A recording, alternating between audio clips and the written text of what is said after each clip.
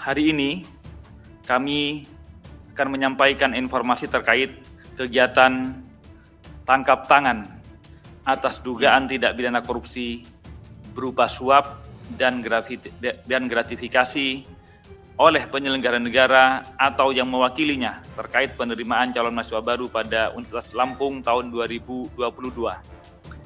Pada kegiatan tangkap tangan yang telah KPK lakukan pada hari Jumat tanggal 19 Agustus 2022 sekitar pukul 21.00 WIB, tim KPK telah mengamankan 8 orang di wilayah Lampung, Bandung, dan Bali. Pertama, Saudara KRM, Rektor Universitas Lampung periode 2020-2024. 2. HY, Wakil Rektor 1 Bidang Akademik Universitas Lampung. 3. MB, Ketua Senat Universitas Lampung. 4. BS, Kepala Biro Perencanaan dan Hubungan Masyarakat Universitas Lampung. 5. ML, Dosen. 6. HF, Dekan Fakultas Teknik Universitas Lampung. 7. AT, Ajudan KRM. 8. AD, swasta. Selain itu ada 2 orang yang turut diperiksa setelah bersangkutan hadir menemui tim KPK di gedung KPK, yaitu Saudara AS, Wakil Rektor 2 Bidang Administrasi Umum dan Keuangan Universitas Lampung.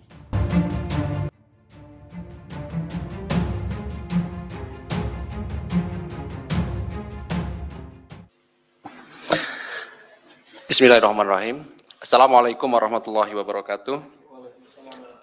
Selamat pagi teman-teman semuanya. Mohon maaf kita sama-sama menunggu tadi ya. Barangkali mungkin teman-teman juga tidak tidur karena kami tadi menjadwalkan sekitar jam 2 atau jam 3 ya. Dan sebagaimana yang sudah kami sampaikan Sabtu pagi ya, bahwa KPK melakukan kegiatan tangkap tangan di beberapa lokasi di Lampung, Bandung, dan Bali ya. Dan setelah dilakukan serangkaian pemeriksaan dan klarifikasi permintaan keterangan pada pihak-pihak yang ditangkap, kami KPK juga telah melakukan gelar perkara ya di seluruh struktural penindakan, jaksa, kemudian penyelidik dan penyidik serta pimpinan semalam ya sekitar jam 10, dan kami juga harus memastikan bahwa setelahnya tentu ada proses administrasi penyidikan sehingga memerlukan waktu untuk proses dimaksud begitu ya. Jadi bukan berarti kami kemudian menunda-nunda untuk bertemu dengan teman-teman semuanya, tetapi memang ada proses-proses yang harus dilalui dan kami memastikan proses itu harus sesuai dengan ketentuan, termasuk juga hak-hak dari pihak yang telah ditetapkan sebagai tersangka juga kami perhatikan. Dan pagi hari ini, alhamdulillah kita bisa berkumpul dan kami akan umumkan bagaimana perkembangan dari kegiatan tangkap tangan dimaksud. Hadir pagi hari ini pimpinan, ada Pak Nurul Gufron, kemudian dari Kementerian Pendidikan dan Kebudayaan juga hadir Pak Lindung Sirait, dan juga Direktur Penyidikan Pak Asep Guntur. Nanti akan disampaikan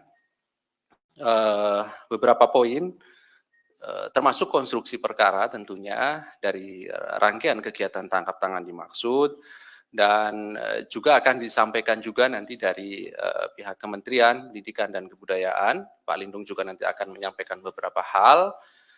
Setelahnya nanti kami akan tunjukkan barang bukti dalam kegiatan tangkap tangan dimaksud. Baik, kami silahkan pimpinan Pak Nurul Gufron untuk menyampaikan beberapa hal dan beberapa poin dari rangkaian kegiatan tangkap tangan dimaksud. Kami silahkan, Pak. Bismillahirrahmanirrahim. Assalamualaikum warahmatullahi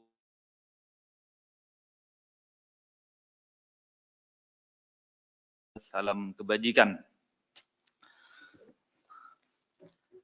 Sebagaimana disampaikan oleh Mas Ali, kami akan menyampaikan konferensi pers mengenai pengumuman atas penahanan para tersangka dugaan tindak pidana korupsi, suap dan gratifikasi oleh penyelenggara negara atau yang mewakilinya terkait penerimaan calon mahasiswa baru pada Universitas Lampung tahun 2022. Hari ini kami akan menyampaikan informasi terkait kegiatan tangkap tangan atas dugaan tindak pidana korupsi berupa suap dan gratifikasi oleh penyelenggara negara atau yang mewakilinya terkait penerimaan calon mahasiswa baru pada Universitas Lampung tahun 2022. Pada kegiatan tangkap tangan yang telah KPK lakukan pada hari Jumat tanggal 19 Agustus 2022, sekitar pukul 21.00 WIB, tim KPK telah mengamankan 8 orang di wilayah Lampung, Bandung, dan Bali. Pertama, Saudara KRM, Rektor Universitas Lampung periode 2020-2024. 2, HY, Wakil Rektor 1 Bidang Akademik Universitas Lampung. 3, MB, Ketua Senat Universitas Lampung. 4, BS, Kepala Biro Perencanaan dan Hubungan Masyarakat Universitas Lampung. 5, ML, Dosen. 6, HF, Dekan Fakultas Teknik Universitas Lampung. 7, AT, Ajudan KRM. 8, AD, Swasta. Selain itu ada 2 orang yang turut diperiksa setelah bersangkutan hadir menemui tim KPK di gedung KPK, yaitu Saudara AS, Wakil Rektor 2, Bidang Administrasi Umum dan Keuangan UTS Lampung. 10, TW, Staf HY. Selanjutnya, konstruksi dan kronologis akan dibacakan oleh Direktur Penyidikan, yaitu Bapak Asep. Kami persilahkan Pak Asep untuk menjelaskan tentang kronologis kegiatan tangkap tangan KPK tersebut. Silakan. Baik, terima kasih pimpinan.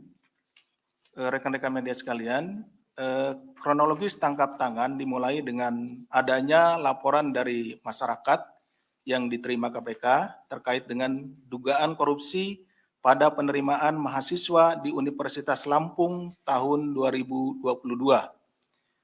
Tim kemudian pada hari Jumat tanggal 19 Agustus 2022 sekitar pukul 21.00 WIB bergerak ke lapangan dan menangkap serta mengamankan beberapa pihak yang diduga sedang melakukan tindak pidana korupsi di Lampung dan Bandung. Kemudian juga ada yang ke Bali. Adapun pihak yang ditangkap di Lampung adalah ML, HF, HY beserta dengan barang bukti uang tunai sebesar Rp414.500.000, kemudian slip setoran deposito di salah satu bank sebesar Rp800 juta, dan kunci safe deposit box yang diduga berisi emas yang setara dengan 1,4 miliar. Kemudian pihak yang ditangkap di Bandung adalah KRM, BS, MB, dan AT, beserta barang bukti kartu ATM dan buku tabungan sebesar 1,8 miliar. Dan yang ditangkap di Bali adalah Saudara AD. Pihak-pihak dan barang bukti selanjutnya dibawa ke Gedung Merah Putih KPK untuk dilakukan pemeriksaan lebih lanjut. Dengan telah dilakukannya pengumpulan berbagai informasi dan bahan keterangan terkait dugaan tindak pidana korupsi dimaksud, kemudian berlanjut ke tahap penyelidikan yang kemudian ditemukan adanya bukti permulaan yang cukup, maka KPK meningkatkan status perkara ini ke tahap penyidikan dengan mengumumkan 4 tersangka sebagai berikut. 1. KRM, Rektor Universitas Lampung periode 2020-2024. 2. HY, Wakil Rektor 1 Bidang Akademik Universitas Lampung. 3. MB, Ketua Senat Universitas Lampung. Dan 4. AD, swasta. Untuk keperluan proses penyidikan, tim penyidik melakukan upaya paksa penahanan kepada para tersangka untuk 20 hari ke depan, terhitung mulai tanggal 20 Agustus 2022 sampai dengan 8 September 2022 di rutan KPK sebagai berikut. 1. KRM ditahan di rutan pada Gedung Merah Putih. 2. HY ditahan di rutan pada Pomdam Jaya Guntur. 3. MB ditahan di rutan KPK pada Pomdam Jaya Guntur. Dan 4. Sedangkan AD penahanannya terhitung mulai tanggal 21 Agustus. Karena ini ada perbedaan waktu pada saat penangkapan. Jadi AD ditangkap belakangan. Untuk AD mulai 21 Agustus sampai dengan 9 September 2022 di rutan KPK pada Pomdam Jaya Guntur. Konstruksi perkara sebagaimana dijelaskan oleh Pak Dirsidik tersebut kepada kualifikasi dugaan tidak pidana korupsinya dapat kami gambarkan sebagai berikut. Jadi di tahun 2022 ini, Universitas Lampung sebagai salah satu perguruan tinggi negeri ikut menyelenggarakan seleksi nasional masuk perguruan tinggi negeri atau SNPTN. Selain SNPTN, Unila juga membuka jalur khusus yaitu seleksi mandiri masuk Universitas Lampung dengan jalur mandiri ini yang disebut dengan Simanila untuk tahun akademik 2022. Saudara KRM yang menjabat sebagai Rektor Universitas Lampung periode 2020 sampai 2024 memiliki wewenang salah satunya terkait mekanisme dilaksanakannya Simanila tersebut, sistem mandiri masuk Universitas Lampung. Selama proses Simanila berjalan, KRM diduga aktif untuk terlibat langsung dalam menentukan kelulusan para peserta Simanila dengan memerintahkan HY selaku Wakil Rektor 1 Bidang Akademik dan Budi Sutomo selaku Kepala Biro Perencanaan dan Hubungan Masyarakat serta melibatkan MB selaku Ketua Senat untuk turut serta menyeleksi secara personal terkait kesanggupan orang tua mahasiswa yang apabila ingin dinyatakan lulus, maka dapat dibantu dengan persyaratan menyerahkan sejumlah uang selain uang resmi yang dibayarkan sesuai mekanisme yang ditentukan oleh pihak universitas. KRM juga diduga memberikan peran dan tugas khusus untuk HY, MB, dan Budi Sutomo untuk mengumpulkan sejumlah uang yang disepakati dengan pihak orang tua peserta yang sebelumnya telah dinyatakan lulus berdasarkan penilaian yang sudah diatur oleh KRM. Terkait besaran nominal, uang yang disepakati antara KRM diduga jumlahnya bervariasi berkisar antara 100 juta sampai 350 juta untuk setiap orang tua peserta seleksi yang ingin diluluskan. KRM juga diduga memerintahkan mu'alimin untuk turut mengumpulkan sejumlah uang dari para orang tua peserta seleksi yang ingin dinyatakan lulus oleh KRM. AD sebagai salah satu keluarga calon peserta seleksi Simanila diduga menghubungi saudara KRM untuk bertemu dan dengan tujuan menyerahkan sejumlah uang karena anggota keluarganya dinyatakan lulus Simanila atas bantuan KRM.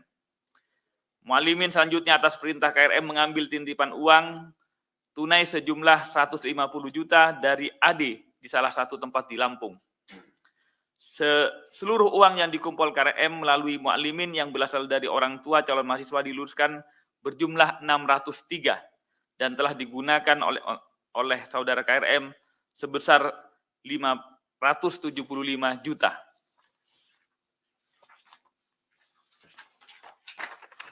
Selain itu, KPK juga menemukan adanya sejumlah uang yang diterima KRM melalui Budi Sutomo dan MB yang berasal dari pihak orang tua calon mahasiswa yang diluluskan KRM yang juga atas perintah KRM uang tersebut telah dialihkan untuk menjadi tabungan menjadi tabungan, deposito, emas batangan, dan juga masih tersimpan dalam bentuk uang tunai yang totalnya senilai 4,4 miliar. Atas perbuatan tersebut, para tersangka kami sangkakan melanggar pasal sebagai berikut. AD selaku pemberi disangkakan melanggar pasal 5 ayat 1 huruf A atau pasal 5 ayat 1 huruf B atau pasal 13 Undang-Undang 3199 Yungto 20/2001 tentang pemberantasan tindak pidana korupsi. KRM, HY, dan MB selaku penerima disangkakan melanggar pasal 12 huruf A atau 12 huruf B atau pasal 11 Undang-Undang 3199 Yungto 20/2001 tentang pemberantasan tindak pidana korupsi Yungto pasal 55 ayat 1 ke 1. Modus suap penerimaan mahasiswa baru ini tentu mencoreng dan juga mengironikan kita semua, karena suap ini terjadi di dunia pendidikan, di mana kita berharap dunia pendidikan mampu mencetak ilmu dan kader-kader bangsa yang kita harapkan ke depan bisa memberantas dan juga mencegah korupsi. Manipulasi yang dilakukan pada tahap penerimaan menjadi pintu awal manipulasi-manipulasi berikutnya. Kader-kader bangsa yang diharapkan dapat dididik di lembaga pendidikan yang harapannya ke depan menjadi generasi bangsa pemberantas korupsi, kemudian kita menjadi tidak memiliki harapan. Oleh karena itu, sekali lagi, KPK melalui penindakan telah menangani berbagai modus perkara di sektor pendidikan ini. Melalui strategi pencegahan telah mendorong perbaikan sistem dan tata kelola penyelenggaraan pendidikan mulai dari rekrutmen mahasiswa baru. KPK memang telah melakukan kajian dan menilai bahwa penerimaan mahasiswa baru melalui jalur mandiri kurang terukur, kurang transparan, dan kurang berkepastian. Sesungguhnya kami memahami bahwa jalur mandiri ini adalah jalur afirmasi untuk mahasiswa-mahasiswa ataupun calon-calon mahasiswa baru dengan kebutuhan-kebutuhan khusus. Misalnya daerah tertinggal, misalnya mahasiswa yang tidak mampu dan lain-lain. Itu semua untuk tujuannya adalah mulia. Namun karena jalur mandiri ini ukurannya sangat lokal, tidak transparan, dan tidak terukur, maka kemudian menjadi tidak akuntabel. Karena tidak akuntabel, maka kemudian menjadi celah terjadinya tindak pidana korupsi. Oleh karena itu, sekali lagi KPK berharap ke depan proses rekrutmen, mau apapun namanya, ada jalur mandiri ataupun jalur afirmasi yang lain, bukan soal mandirinya, bukan soal namanya, tetapi mekanismenya harus diperbaiki menuju lebih terukur, lebih akuntabel, dan lebih partisipan, ya, lebih partisipatif, supaya kemudian masyarakat bisa lebih turut mengawasi. Itu yang kami harapkan, dan mudah-mudahan kejadian ini untuk dunia pendidikan tinggi, mudah-mudahan kejadian terakhir, dan kami tak berharap untuk adanya tindak pidana korupsi lebih lanjut di dunia pendidikan tinggi. Demikian yang dapat kami sampaikan. Selanjutnya kami juga didampingi inspektorat dari Kementerian Pendidikan dan Kebudayaan. Mungkin nanti akan menyampaikan beberapa hal tentang kegiatan tangkap tangan ini dan komitmennya ke depan. Saya kembalikan ke Pak Ali. Terima kasih. Wassalamualaikum warahmatullahi wabarakatuh.